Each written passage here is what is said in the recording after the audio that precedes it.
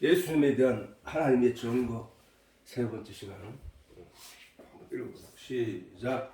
내가 만일 나를 위하여 증거하면 내 증거는 참되지 아니하되 나를 위하여 증거하시는 이가 따로 있으니 나를 위하여 증거하시는 그 증거가 참인 줄 아노라.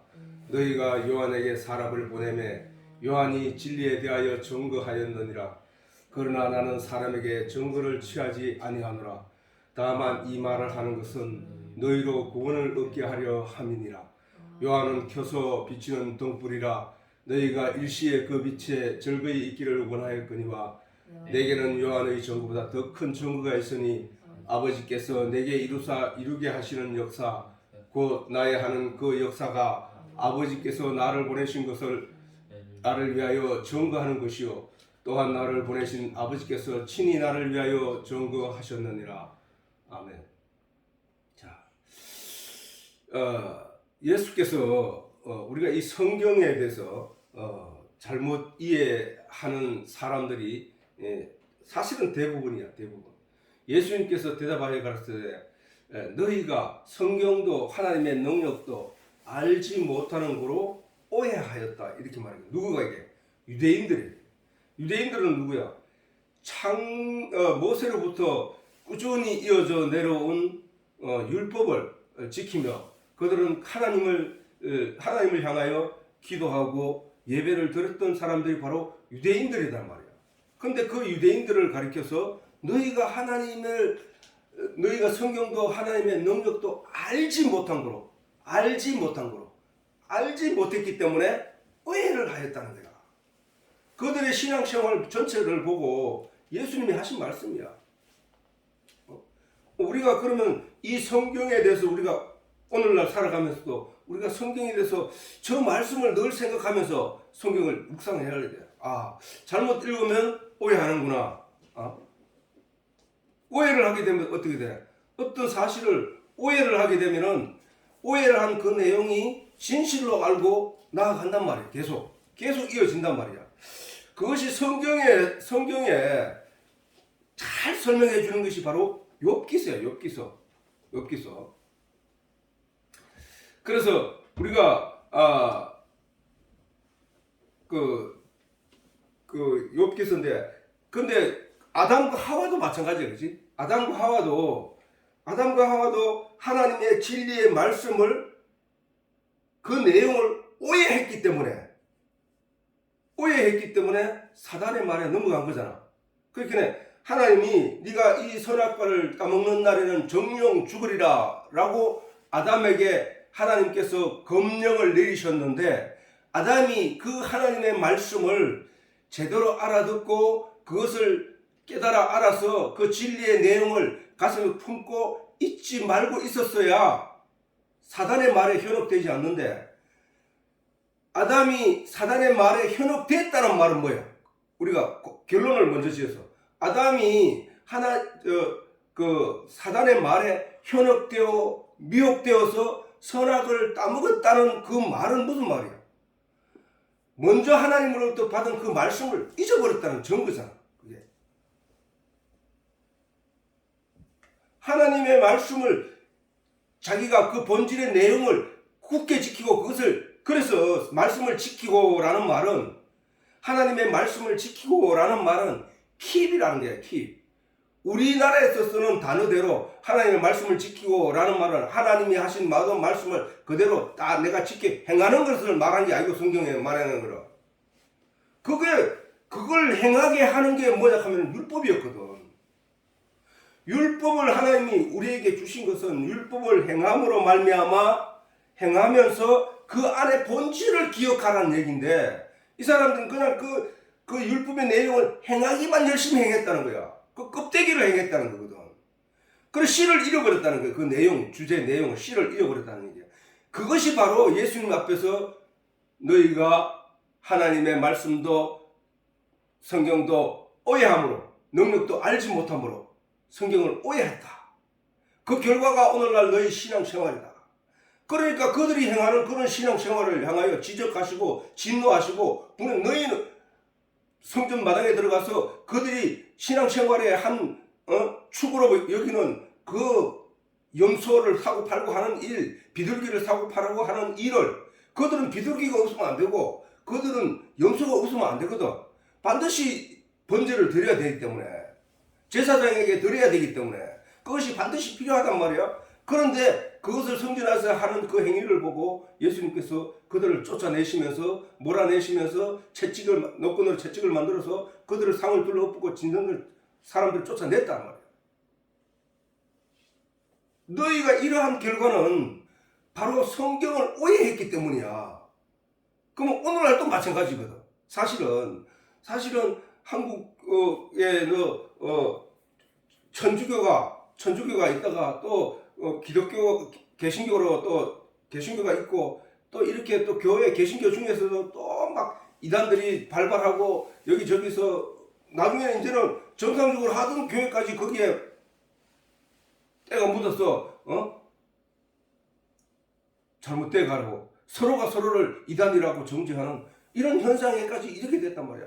진리가 뭔지 구분할 수 없을 정도로 어느 편에 들지도 못할 정도로 혼잡스러운 시대가 됐다. 이때일수록 우리가 하나님의 2000년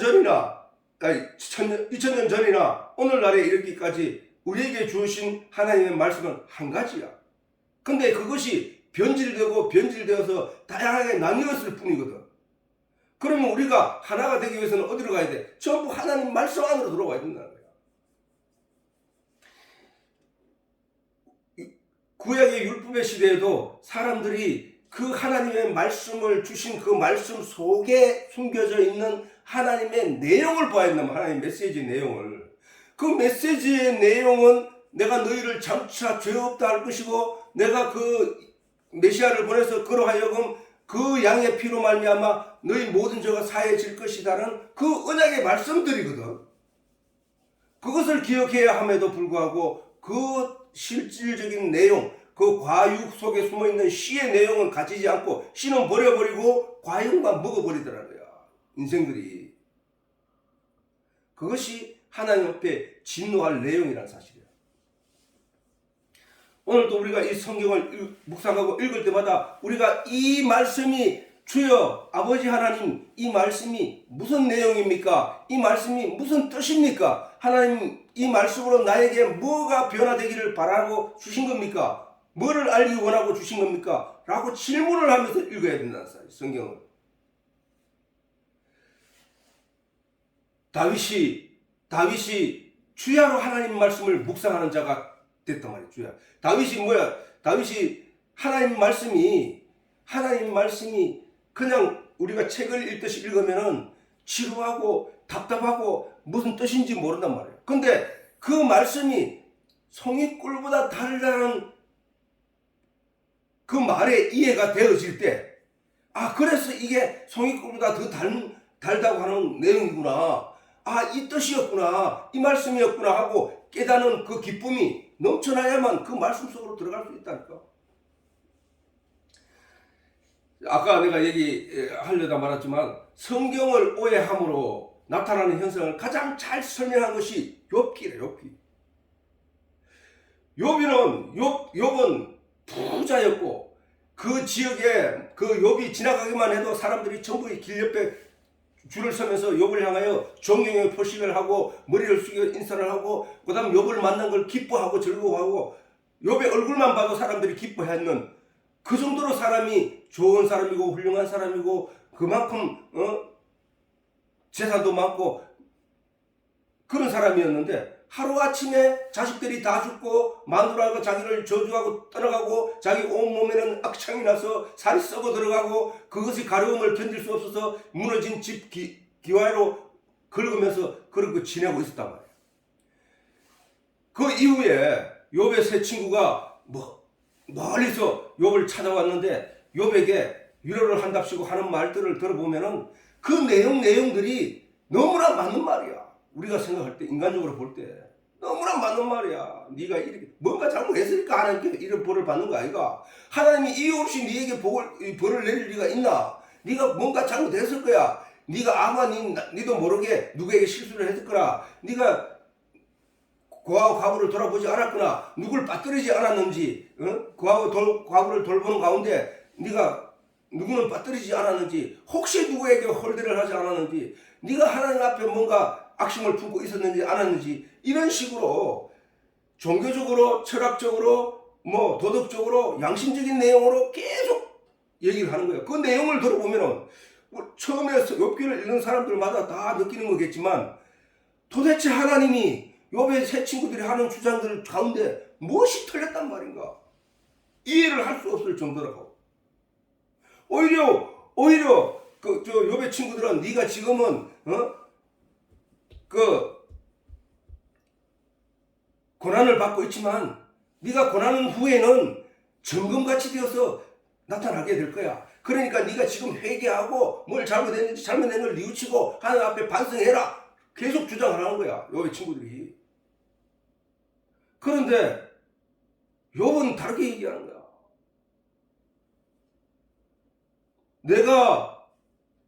내가 한 것 외에 내가 무엇을 더 할 수 있으며 나는 열심히 잘 살아왔다. 남이 어려운 사람을 보고 내가 지나친 적도 없다. 아니 내가 뭘 잘못했다고 내한테 이런 일이 생기냐? 아니야. 그것 때문이 아니야. 네가 그러면서 하는 말이, 아니 하나님을 믿는 사람이나 믿지 않는 사람들도 잘 사는 사람 많지 않느냐?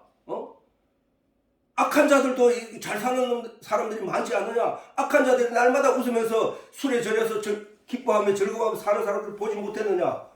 라고 욥이 계속 얘기하고 있단 말이야. 우리가 얼핏 들으면은 욥의 얘기가 틀린 것 같고, 욥이 어떻게 하나님을 원망할 수 있어? 아니 감히 그렇게 할 수 있단 말이야? 라고 주장을 한단 말이야. 우리가 생각할 수 있다고. 그런데 욥은 계속 그런 식으로 얘기하는데, 욥의 친구들은 계속 도덕적이고 철학적이고 종교적이고 양심적인 내용들로 욥을 자꾸만 얘기를 하고 있는 거야. 욥에게. 네가 잘못했을 거야. 잘 생각해봐. 아니 네가 잘못했을 거야. 하나님 앞에. 아니 네가 하나님을 대적해. 네가 지금 도전하는 거야. 뭐야 도대체? 네가 뭐 잘못했다고 깨끗한 자라고 스스로 네가 얘기하고 있어.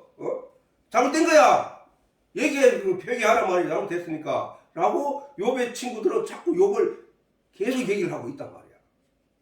내가 지혜롭고 너는 내보다 지혜가 없어. 네가 벌 받는 그 결과를 봐서도 네가 잘못된 게 많아. 라고 얘기를 하는 거야. 욥은 아무리 생각을 해도 그것 때문에 그런 것 때문에 그런 건 아니라고 욥은 주장하는 거야. 그런데 욥은 그렇게 고난을 받으면서 그렇게 고통을 당하면서 그가 왜 이런 고통을 당하고 있는지에 대해서 알지 못한 거야. 사실은 욥의 친구들보다 욥이 의롭지 못해서 그랬던가? 아니지. 우리가 너무나 잘 알듯이 욥은 당대의 가장 의로운 자라고 했거든. 동방에서 가장 의로운 자라 얘기할 정도로 욥이 사람들에게 존경과 신망을 받는 사람이었단 말이야. 그런데 욥의 세 친구가 멀리서 와가지고 욥을 나무라고 있단 말이야.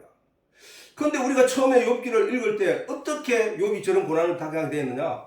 사단이 하나님 앞에 나타나가지고 하나님이 야 너는 어디를 돌아다녔느냐? 예, 천하에 두루 돌아다녔습니다. 네 내 종 욥을 보았느냐? 그가 나를 전적으로 믿지 않느냐? 라고 하니까 욥이 그냥 그렇게 잘 믿겠습니까?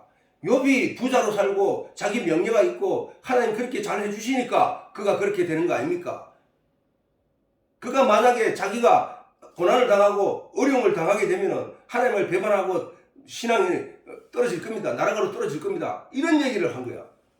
그러자 하나님이 거기서 네가 하고 싶은 대로 해봐라. 그러나 그 생명은 건들지 마라. 그렇게 해서 욥이 고난받기 시작한 거거든. 하나님 허락하에. 우리가 이 세상을 살면서도 하나님 허락하에 고난받는 고난이 너무나 많다는 사실이야.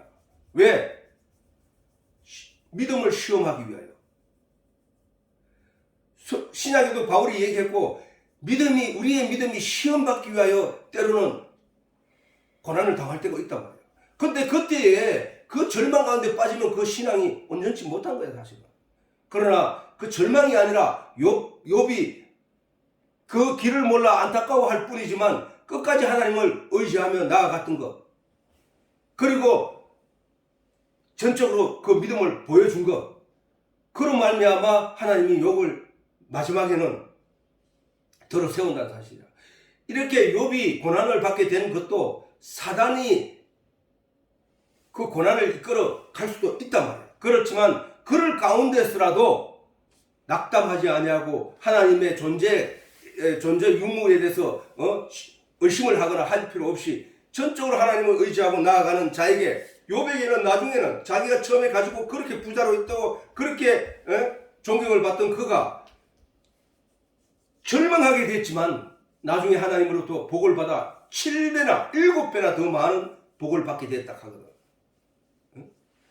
그러니까 지금 번호를 받는 그 현상이 중요한 것이 아니라 그 결과, 그 어려움을 겪고 나타나게 되는 그 결과, 그것을 바라보라는 거야. 그것은 우리가 신앙생활하면서 이 세상에서 어려움을 겪는 것은 그 어려움 뒤에 찾아오는 하나님으로부터 받는 상급이 있단 말이야. 사실 그것이 바로 천국이잖아.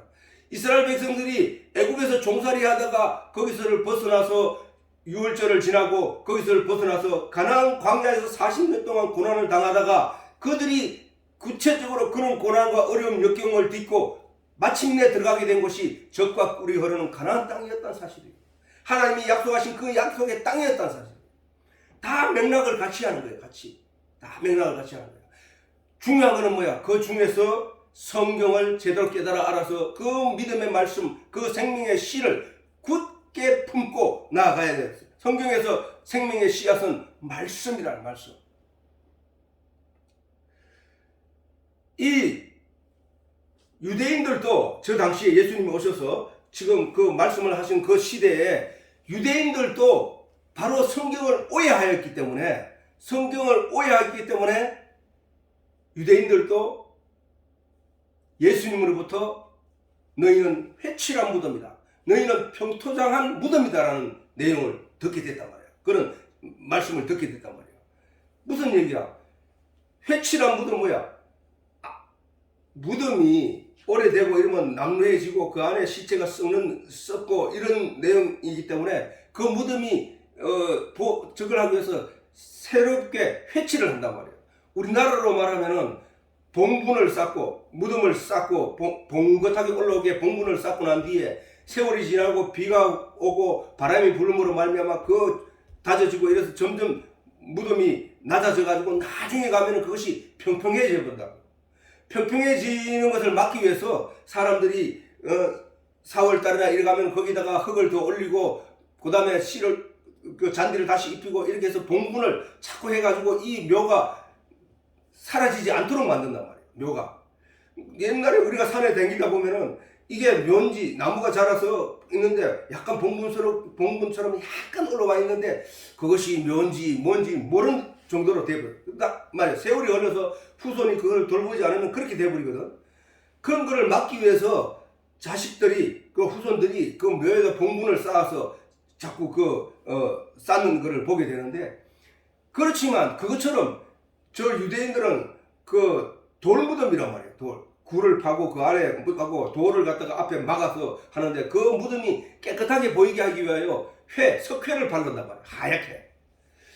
그리고 평토장한 무덤, 그 다음에 땅이 무덤인데 땅에 구덩이를 파고 거기에 묻고 그 다음에 그 흙을 덮어서 땅을 평평하게 해버린단 말이에요. 그러니까 이런 식으로 신앙의 결과가 나타나지 않는 그런 모양으로 껍데기만 자꾸 바르고 있다는 거예요. 껍데기만. 그리고 너희 궁극적인 예수님의 일가는 너희 아비는 마귀니라 라고 했다는 사실에 모든 것이 끝나버린 거야. 그들이 하나님을 믿고 하나님 말씀을 생각하면서 종교생활을 하고 신앙생활을 해왔지만 그들의 결국은 지옥이라는 거죠. 예수님으로부터 그런 판단을 받았습니까? 바로 그거야. 오늘날 우리가 다 같이 같은 성경을 가지고 하나님의 말씀을 묵상하고 있지만 이것을 말씀을 제대로 깨달아 알지 못하고 오해하게 되면은 여전히 저렇게 욥의 세 친구들처럼 그런 내용으로 자기의 신앙생활을 쌓고 있게 된다는 거야. 그래서 우리는 성경을 오해하는 일이 없기 위해서 더욱더 날마다 성경을 묵상해야 되고, 또 그 묵상을 하면서 하나님께 구하여 성령의 도우심을 간절히 바라는 기도를 더불어 해야 된다는 거야. 그래서 진리의 내용을 제대로 깨달아 알아야 된다는 거야. 그래서 다윗은 말하기를 복 있는 사람은 악인의 꾀를 쫓지 아니하며, 저 악인의 꾀가 뭐냐 하면은 뭐야? 성경에서 악인의 꾀락한 건 다른 게 아니고 하나님의 진리를 깨닫는 것에 방해하는 것들. 그게 누구야? 바로 철학죄랑 세상적인 내용이잖아. 아까 욥의 세 친구들의 주장이잖아. 유대인들의 주장이잖아. 그런 주장들을 쫓지 않는다는 거야. 그런 주장들을. 그거는 왜 악인의 꾀라고 하느냐면은, 악인은 누구야? 악인은 바로 진리이신 하나님을 부정하고 하나님을 믿지 않는 자들이거든.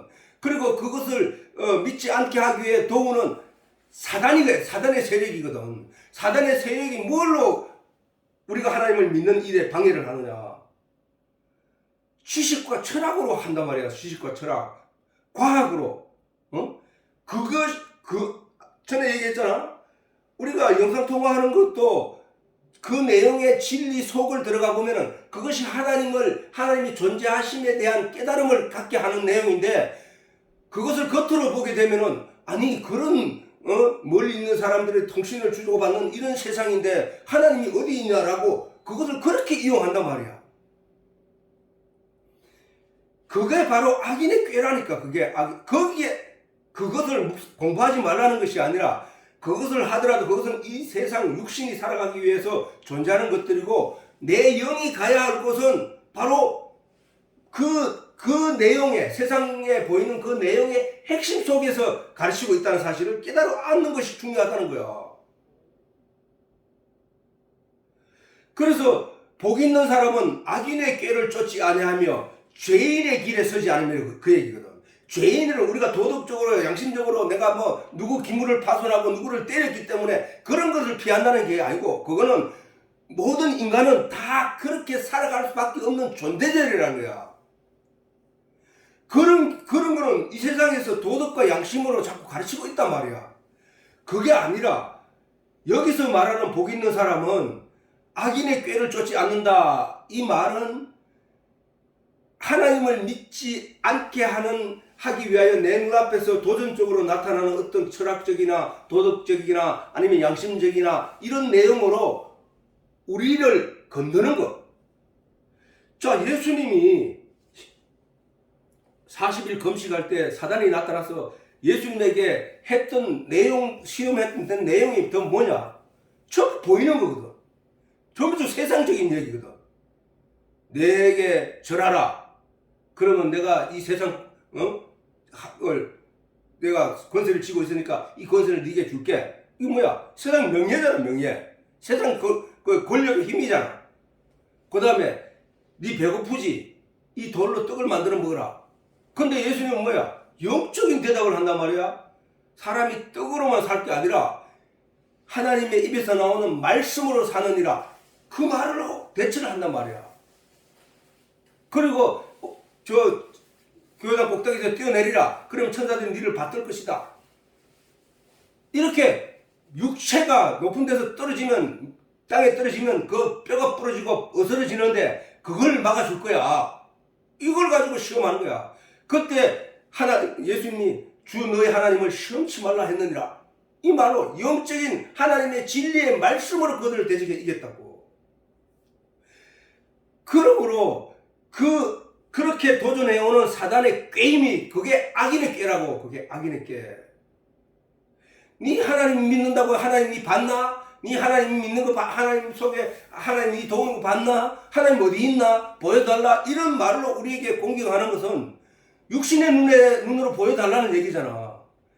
그걸로 하지만 그게 바로 악인의 꾀라니까. 하나님 어디 있어 이 대명천지에? 라고 말하는 그게 악인의 꾀라고. 왜 악인의 꾀라 하냐? 그 말을 믿게 해서 그로 하여금 하나님의 진리에서 떠나게 하는 내용이기 때문에. 그래서 그 악인의 복 있는 사람은, 복은 누구야? 하나님 안에 있는 사람이거든. 복 있는 사람은 악인의 꾀, 그런 꾀에 쫓지 아니하며, 그 다음에 죄인의 길에, 죄인이 뭐야? 하나님을 아는 일에서 떠나간 자들이 죄인이잖아. 하나님의 말씀에서 떠난 자들이 죄인이란 말이야. 그런 죄인의 길에 서지 않는단 말이야. 악인의 꾀를 쫓아가서 죄인의 길에 서는 일이 없단 말이야. 복 있는 사람은. 왜? 하나님이 그를 지켜주기 때문에. 오만한 자리에 뭐야? 오만한 자리. 이따 뒤에 보면은 산들이 낮아지고, 세례 요한이 이 땅에 와서 산들이 낮아지게 하기 위해서 왔다는 거야. 이 세례 요한이 여기 와서 삽을 들고 산을 깎은 것도 아닌데, 주의 길을 평탄하게 하기 위해서 왔다는 거야. 세례 요한이 와서 했는 말은 뭐야? 하늘의 진리를 드러냄으로 말미암아 사람들로 하여금 사람들이 가지고 있던 지식들을 무너뜨린 걸, 그 일을 말한 거거든. 그래서 오만한 자리라 하는 것은 뭐야? 산들이 각자 세상이 가지고 있는 그런 지식적인 산, 철학적인 산, 이런 산들로 각자 자기가 잘났다고, 하나님이 어디 있어? 하나님이 성경 말씀 그거 다 거짓말이야 라고 주장하는 자들의 오만한 자리야. 그게 오만한 자리. 거만한 자리고, 그 얘기를 하는 거야. 그런 사람들과 어울려서 하나님을 대적할 만한 그런 내용으로 살아가는 자가 되지 않는 것, 그것이 바로 오만한 자리에 앉지 않는 거란 말이야. 어떤 상황에 있든지 간에 복 있는 사람은 말씀 안에서 하나님을 믿고 하나님을 의지하고 하나님이 주는 복을 따라 살아가는 자, 은혜를 따라 살아가는 자, 그가 바로 복 있는 사람이라는 거야. 다시 읽어보자면은, 그래서 오직 여호와의 율법을 즐거워하며, 누가? 복 있는 사람은 오직 여호와의 율법이라 하면 말씀이란 말이야. 말씀을 그때는 율법이라고 말을 했다고. 그래서 복 있는 사람은 오직 여호와의 율법을 즐거워한다. 즐거워. 저걸 다르게 말하면, 복 있는 사람은 여호와의 말씀을 즐거워하며 그 말씀을 주야로 묵상하는 자로다. 묵상은 뭐야? 머리로 깊이 생각하면서 그 말씀의 내용이 품고 있는 하나님의 진뜻의 진리의 내용을 깨달아 알게 되므로 말미암아 오는 그 희열과 즐거움과 기쁨과 감사함을 느끼는 자라는 거예요. 이게. 복 있는 사람은 여호와의 율법을 즐거워하여 그 율법을 주야로 묵상하는 자. 말씀을 떠나지 않는 자, 말씀과 함께하는 사람, 그는 복 있는 사람이라는 거예요. 다시 한번 읽어보자면, 복 있는 사람은 악인의 꾀를 쫓지 아니하며 죄인의 길에 서지 아니하며 오만한 자의 자리에 앉지 아니하고 오직 여호와의 율법을 즐거워하여 그 율법을 주야로 묵상하는 자가, 이게 복 있는 사람이라는 거야. 욥이 고난과 역경 가운데 고통과 신음을 하고 있지만 그 안에 진리의 내용을 붙잡고 말씀의 내용 시를 붙잡고 그 고통 속에서도 낙담하거나 쓰러지고 자포자기하지 않고, 대부분의 사람은 그 정도의 고통이 오면, 집안에 어려움이 오면, 환란이 오면 못 견디고 술에 절어 살거나 그냥 자살하고 만다고. 그런 거 하지 않고 하나님의 주실 은혜를 기대하면서 참고 인내한 그 욥처럼 우리는 살아가야 된다는 것입니다. 그래서 이 하나님의 말씀을 오해하지 않기 위하여 우리는 이렇게 하나님 말씀을 복 있는 사람처럼 주야로 묵상하는 자가 되어야 될 것이고, 또 하나님이여, 다윗이 말하기를 하나님이여 사슴이 쉬는 물을 찾기에 갈급함같이 내 영혼이 주를 찾기에 갈급하나이다. 이렇게 주를 찾기에, 주가 뭐야? 태초에 하나님 말씀 계시는 이 말씀이 하나님과 함께 계시는 이 말씀 없이 지어진 것이 하나도 없는 이 말씀이 곧 하나님이시니라고 했잖아. 다윗이 저기서 내 영혼이 주를 찾기에 갈급하나이다, 이 말은 뭐야? 내 영혼이 말씀 가운데 주의 진리 찾기를 간구하나이다는 말이야. 저게 갈급하나이다라는 말은. 자, 모든 육체에 있어서 물은 생명의 근본이잖아. 물 없이 살 수 있는 존재는 이 세상에 없단 말이야. 물이 생명의 근본인 것 같이 우리 속에 존재하는 내 영의 존재는 말씀, 진리, 하나님이 생명의 근원이라니까. 하나님이 없이는 내 영이 살 수 없다니까. 하나님이신 말씀이 없이는 내 영이 살 수 없다니까. 그래서 말씀이 없는 자들이 세상에, 말씀이 없어서 다 마른 뼈같이 죽은 세상에 예수님이 오셔서 그 안에 말씀을 불어넣음으로 말미암아, 말씀을 넣음으로 말미암아, 복음을 넣음으로 말미암아 살아나는 사람들이 바로 성도들이 말이에요. 성도들. 살아나는 영들이란 말이야. 그것이 바로 말씀을 먹은 자들이라는 거야. 예수님 말씀이 육신이 되어 오셔가지고 우리에게 말씀하신 누구든지 내 살과 피를 먹고 마시지 않고는 아버지께 갈 자가 없다. 내 살은 너희를 영생케 하는 양식이다. 라고 말씀하신도 그 살이 바로 말씀이란 말이에요. 말씀. 모든 육체의 생명의 근본인 물이 없음으로 나타나게 되는 현상은 목이 말라 죽을 것 같음으로 말미암아 그 물을 찾기에 사슴이 이리 뛰고 저리 뛰면서 물을 찾기에 갈급한 심령이란 말이야. 그 갈급한 심령. 그 갈급한 심령을 내가 가지고 있느냐는 거야. 말씀을 묵상하면서 이 말씀의 뜻이 무엇입니까? 하나님 나 깨닫게 해주세요. 하나님 하고 기도하고 간구하는 마음들이 내 속에 있느냐는 거야. 있느냐. 그 말씀이 나를 살리는 거기 때문에, 그 말씀이 나를 살리는 거라니까. 이스라엘 백성들이 광야에서 목이 말라 죽어갈 정도가 됐을 때, 그렇게 모세를 향하여 원망하고 돌을 집어 들고 있을 때 모세가 하나님께 구하였더니 하나님이 반석을 치라 하심에 반석을 쳤더니 거기서 생수가 폭포수처럼 나와서 그 270만 명이 되는 그 많은 사람들을 그 물을 먹고 살 수 있게 하셨다는 거야. 응?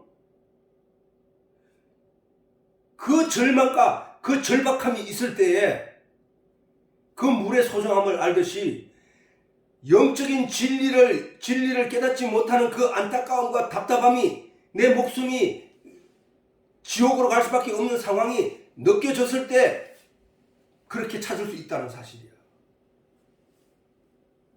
우리는 그렇게 찾아야 된다는 거야. 진리를. 진리에 대한 간절함이 있어야 된다 이 말이야. 예수님에 대한 증거, 그 성경의 모든 말씀은 참이라는 사실을 믿는 것이 성도의 근본이다. 근본. 그런데 많은 사람들이 다 같은 성경을 손에 들고 있으면서도 그것을 성도의 근본인 하나님의 말씀에 대한, 말씀으로 증거한 예수님에 대한 내용을 깨닫지 못하고 있다는 거야. 지극히 적다는 거야. 그것이. 그거는 왜냐? 전에 얘기했지만 죽은 자들이 아무리, 죽은 자는 움직일 수 없는 거잖아. 그래서 뭐를 이해할 수 없잖아. 죽은 자에게는 누군가가 넣어줘야 돼. 넣어주고 소화시켜줘야 돼. 죽은 자를 살리는 일에는. 누가 물에 빠져가지고 그가 심장이 멎었다 할지라도 그가 스스로 깨어날 수 있는 힘은 없다니까. 그 죽은 자에게 바깥에서 살아있는 자가 가슴을 흉박을 압박을 하고 해서 그 코에 호흡을, 바람을 불어넣어서 그것을 뛰게 해야 된다는 사실이야. 그래야 산다고. 이와 같이 모두 죽은 자가 성경을 아무리 읽어도 그 성경을 이해할 수 없단 말이야. 그러면 누군가가 와서 도와줘야 돼. 그것이 바로 성령이라는 성령. 성경이 말씀하셨단 말이야. 가르쳐줬다. 하나님의 깊은 것이라도 통달할 수 있는 성령이어야만 알 수 있단 말이야. 모든 성경은 하나님으로 감동으로 된 것이기 때문에 하나님만이 아시는 내용이므로 하나님 속에 있던 하나님의 영, 곧 성령이 친히 성도의 마음에 임하여 그것을 가르쳐줘, 깨닫게 해줘야 된다는 거야. 그러면은 모든 성도들의 간절한 사모하는 마음이 뭐에 대해? 말씀에 대한 간절한 사모함이 있으면 하나님이, 네가 죽은 자라서 그것을 열심히 생명을 가지기 위해서 애를 써도 너는 가질 수 없는데 내가 너에게 성령을 줄게 라고 하면서, 그런데 소망에 대한 의지가 없다면 그에게 안 주게 된다는 거야. 만약에 소망에 대한 의지가 없는 사람에게도 다 하나님이 은혜로 다 줄 것 같으면은 이 세상은 무조건 다 하나님을 믿었겠지. 다 하나님을 따랐겠지.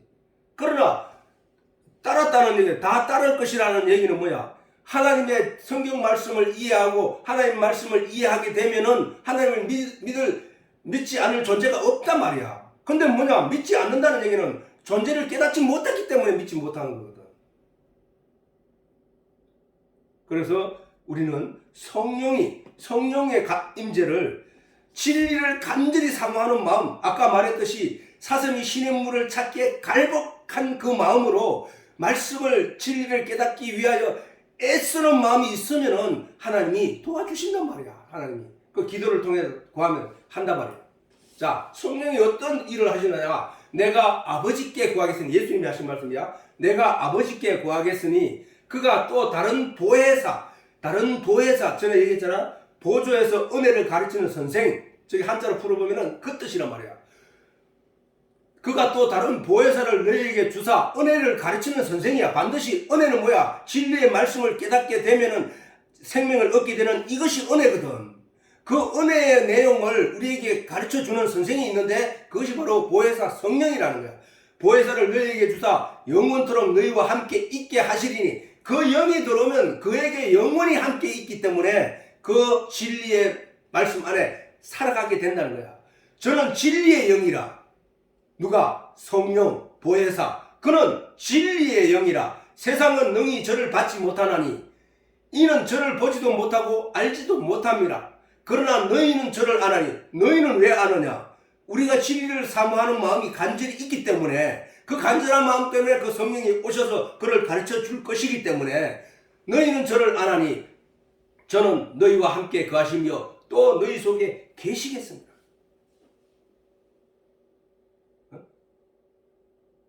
바로 내가 하나님에 대한 진리, 내 영, 내 육체가 아닌, 내 주변 환경이 아닌 내 속에 있는 내 영이 하나님을 사랑하는, 하나님을 사모하는, 진리의 내용을 사모하는, 하나님을 사랑한다는 얘기는 말씀을 사랑한다는 얘기가 똑같은 거거든. 말씀이 하나님이니까, 말씀 속에 숨겨져 있는 시, 생명, 그것이 하나님이니까.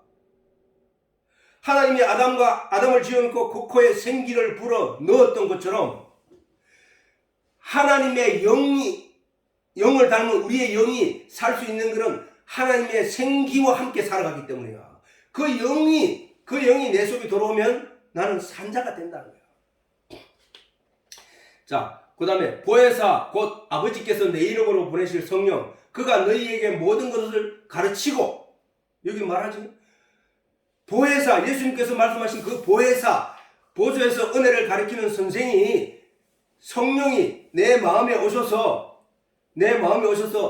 모든 것을 가르치고 내가 너희에게 말한 모든 것, 하나님이 내게 말한 모든 것, 정말해서 성경 내용이지, 성경 내용 모든 것을 생각나게 하시리라. 성령이 임하게 되면은 성경을 어렵게 읽을 것이 아니라 쉽고 기뻐하고 즐겁게 여기게 된다는 사실이야.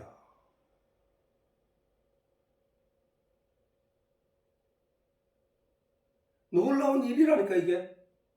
놀라운 은혜라니까. 자, 그래서 그 기록된 바, 바울이 말하기를 기록된 바, 하나님이 자기를 사랑하는 자들을 위하여. 자, 하나님이 자기를 사랑하는 자들이 누구야? 죽은 자들은 하나님을 사랑할 수 없잖아. 정말해서 영이 죽은 사람들은 하나님을 사랑할 수 없잖아. 하나님을 모르니까. 산자라는 얘기는 하나님을 알고 진리의 내용을 아는 자들이니까. 그러니까 죽은 자들, 즉 믿지 않는 사람들의 영은 하나님을 사랑할 수 없어. 그런데 여기서 하나님이 자기를 사랑하는 자들을 위하여라는 얘기는 하나님을 이해하고 하나님을 깨달아 아는 자들, 다시 말해서 말씀을 깨달아 알고 진리의 내용을 깨달아 아는 자들을 위하여 예비하신 모든 것. 자, 하나님을 사랑하는 자들을 위하여 예비하신 모든 것. 그것은 눈으로도 보지 못하고 귀로도 듣지 못하고 사람의 마음으로도 생각하지 못하였다. 하나님이 자기를 사랑하는 자들을 위하여 예비하신 모든 것은 눈으로 보지 못하고 귀로도 듣지 못하고 사람의 마음으로도 생각하지 못하였다는 거야. 그게 그렇게 볼 수 있는 게 아니라는 거야. 그것은 오직 하나님이 성령으로 이것을 우리에게 보이셨으니 진리의 내용을 깨달아 안 자는 저 말씀이 무엇을 말하고 가리키는지 안단 말이야. 진리의 내용을 깨달은 자, 하나님의 말씀의 내용을 깨달은 자는 하나님의 저 말씀의 내용이 무엇을 말하는지를 안다는 거야. 오직 하나님이 성령으로 이것을 다시 한번 읽는다면 기록된 바 하나님이 자기를 사랑하는 자들을 위하여 예비하신 모든 것은 저게 뭐야? 진리의 내용, 진리의 세계란 말이야. 진리의 세계, 하늘의 세계, 하늘의 나라, 거기에 대한 우리를 위해서 예비해 놓은 것이 있단 말이야. 그 예비한 모든 것은 성경을 믿지 않는 사람이 성경을 100번 읽어도 알지 못한다는 거야. 눈으로 보지 못하고 귀로 듣고 사람의 마음으로 생각하지 못하는 것이기 때문에 성경을 읽는다고 그들이 알아줄 수 없다는 거야. 문제는 뭐냐? 성령이 임하면 이것을 우리에게 보여준다는 거야. 아빠도 전에 성경을 40번, 50번 읽을 때도 그 전에 10번, 20번 읽을 때도 몰랐단 말이야. 뭔지를 몰라. 내용이 뭔지도 모르고 읽어야 되는데 이 지금 뭡니까 하면서 기도문도 쓰고 하나님 깨닫게 해달라고 간절한 기도도 하고 또 기도문도 그 성경 읽을 때마다 또 다 읽고 난 뒤에 깨닫지 못한 것에 대한 안타까움에 대한 그 기도문을 쓰고 이렇게 해서 읽었더니 어느 날 아침에 40분 넘게 읽으니까 어느 날 아침에 하나님이 깨닫게 하시더라고요. 자고 일어났는데 그 순간은 지금도 잊지 못해. 깨닫게 하시더라는 거예요. 깨닫게. 그때부터 말씀이 송이 꿀보다 달다는 그 내용이 무슨 의미인지 지금 여기서 말하는 기록된 바 하나님이 자기를 사랑하는 자들을 위하여 예비하신 모든 것은 눈으로 보지 못하고 귀로도 듣지 못하고 마음으로 생각지 못하는 저 내용을 깨달아 알게 되더라는 거야. 오직 하나님이 성령으로 이것을 우리에게 보이셨으니 성령이 아니고선 저 일을 이룰 수 없다는 거야. 성령은 모든 것 곧 하나님의 깊은 것이라도 통달하시는 거야. 통달 다 안다는 거야. 누가? 성령이 누구를? 하나님을, 진리의 내용을 통달하신다. 그분이 나에게 와서 내 마음속에서 이 진리의 내용을 이해함을 도운다는 거야. 아까 예수님 말씀하셨잖아. 보혜사 곧 아버지께서 내 이름으로 보내실 성령, 그가 너희에게 모든 것을 가르치고 내가 너희에게 말한 모든 것을 생각나게 하시리라. 그래서 성령을 받아야 된다는 거야. 성령을. 그러므로 성경 말씀으로 예수님을 증거하는 모든 증거를 제대로 이해하고 온전한 믿음을 가지기 위하여 진리에 대한 사모함이 간절해야 할 것이다. 그런 간절함이 있으면 하나님이 성령을 보내주신다는 약속을 했단 말이야. 이 진리를 깨달아 알고자 하는 간절함이 그의 기도가 되어 하나님께 상달될 것이며 성령을 선물로 주실 것이라는 사실이다. 성령을 선물로 주실 것이란 말이야. 그래서 바울이 이렇게 말하는 거야. 너희가 십자가에 못 박은 이 예수를 하나님이 주와 그리스도가 되게 하셨느니라. 너희가 모세의 율법을 믿는다고 하면서 그 껍데기만 살피다가 너희가 예수를 못 박아 죽였지? 그 못 박은 이 예수를 하나님이 주와 그리스도가 되게 하셨느니라. 하니라. 저희가 이 말을 듣고 마음에 찔려 베드로와 다른 사도들에게 물어 가로되 형제들아 우리가 어찌할꼬? 우리가 예수를 죽였구나. 우리가 어찌할꼬? 하거늘 베드로가 가로되 너희가 회개하여, 회개란 뭐야? 예수를 몰라서 예수를 죽이는 자, 예수를 비방하는 자, 예수의 반대편에 서서 예수를 조롱하던 자, 예수 믿는 사람을 핍박하던 자의 길에서 돌이켜 예수를 사랑하는 마음을 가지고 예수의 이름으로 세례를 받으라. 예수 이름으로 세례를 받으라. 이 말은 뭐야? 예수님이 뭐야? 말씀이라고 했잖아. 말씀으로 자기를 씻어라. 세례는 씻는 거니까 말씀으로 씻으라. 말씀으로 씻는다는 말은 뭐야? 말씀을 계속 듣고 묵상해라. 그러면은 네가 가지고 예수님에 대한 부정적인 생각, 부정적인 마음들이 사라지게 될 것이다. 그리고 진짜 예수님을 믿게 될 것이다. 그러면 그 믿음이 네 일을 죄 사할 거다. 믿음이 죄를 사하는 거기 때문에. 그래 세례를 받고 믿음을 가지게 되면 죄 사함을 얻으리라.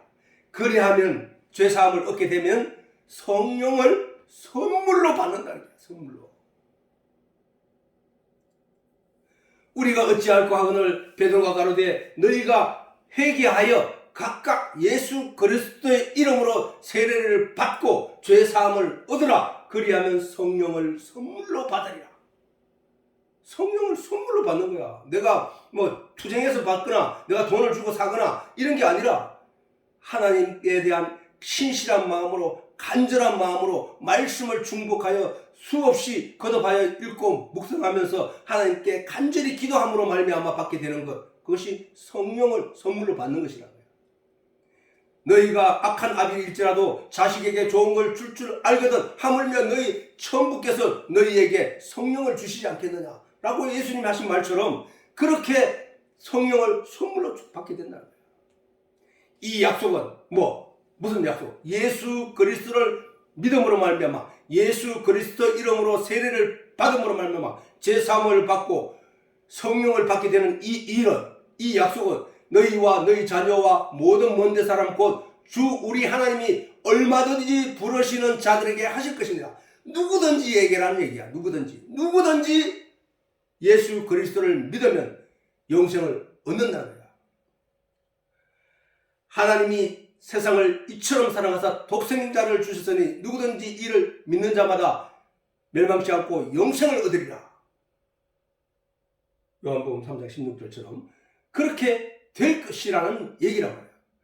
고린도전서에도 바울이 이렇게 말합니다. 그러므로 내가 너희에게 알게 하노니 하나님의 영으로 말하는 자는 누구든지 예수를 저주할 자라 하지 않고 또 성령으로 아니하고는 누구든지 예수를 주시라 할 수 없느니라. 주는 뭐야? 주. 내가 전에 얘기했잖아. 주는 주인이란 뜻이야. 주인. 그러니까 성령으로 아니하고는 예수님을 아니 그 교회 나온 사람마다 다 예수님을 기도할 때 주님 하고 하는데요. 그냥 하는 말이야. 사실 진짜 주락하는 것은 주인을 종의 자리에 종의 입지를 아는 자가 주락할 수 있는 거야. 교회 와서 주님 하면서도 교회에서 대장 노릇 하려고 잘난 척 하려고 남들보다 더 저거 있는 척 하려고 하는 그런 사람들이 어떻게 종의 신분을 알겠냐고.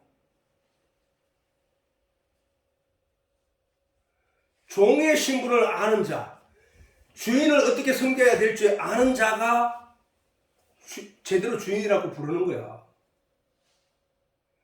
교회는 도덕적으로 양심적으로 주인을 찾으려고 가르치고 있지만 그게 아니라 성경에서 말하는 것은 주님 아니면 나는 죽어요. 주님 나 보살펴 주세요. 주님이 나를 거두어 주세요. 주님이여 내가 주의 나라에서 일하면서 살게 해주세요. 라고 하는 간절한 마음이 있는 자가 주인을 아는 자야. 다윗이 시편에 보면은 내가 주의 성전에서 먹고 자기를 원합니다. 비둘기도 저 주의 처마 끝에서 성전 처마 끝에서 저렇게 살고 있지 않습니까? 저것이 나는 부럽습니다. 이런 말을 했단 말이야. 그 말은 정말로 그 성전 그 말을 하는 게 아니라 영적인 하나님의 나라 안에서 내가 자기가 살고 싶다는 얘기를 하고 있다는 거야. 그러니까 다윗이 하나님을 얼마나 사랑했던지 밤낮으로 주야로 주의 말씀을 묵상하는 묵상을 했다는 거야. 주야로 주의 말씀을 묵상하나이다 라고 다윗이 고백을 했다고. 우리는 이 세상에 다 같은 시간을 부여받고 이 세상에 왔지만 이 세상에 살아가는 동안에 우리가 결과물로 가져가야 할 내용은 하나님만이 나의 주인이시며 진리만이 내 영원한 생명의 근거라고 발견하고 깨닫고 가는 것이 이 세상이야. 사실은 저 나무가 존재하는 이유, 가족이 존재하는 이유, 그 다음에 내 자식이 존재하는 이유, 그 다음 내가 이 어떤 직장을 갖고 있는 존재하는 이유, 그 모든 것을 통해서 나로 하여금 하나님을 깨닫게 하는 내용들이란 말이에요. 그게 전부 다. 그걸 통하여 우리가 점점 하나님이 살아계심과 내가 장차 가야 할 곳에 대한 믿음의 확신으로 도전해오고 있다는 사실이야.